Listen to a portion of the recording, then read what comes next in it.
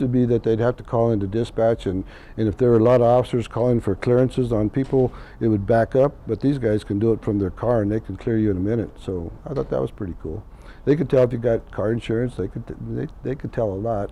Before they even pull you over, they run a lot of that information. They know who they're dealing with in many cases. About 10 years ago, there was this big push on community policing. And I thought, you know, some of the people that have been in the paper and that I thought looked kind of bad were really basically doing what they were used to be asked to do, as supporting the police department. If they see something unusual, to call in.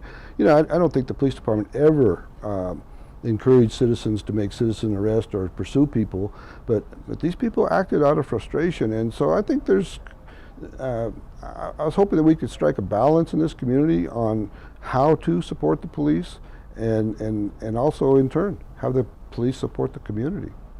Many of the officers that I knew as patrol officers are now in positions on the command staff, and I just made a couple of calls and it was no problem whatsoever. But anyway, they were very cordial. You know, the officers that I rode with were very cordial. I mean, they were firm, but they were polite, and I was impressed with that. And you know, I know when a reporter's riding with them, they're on their best behavior.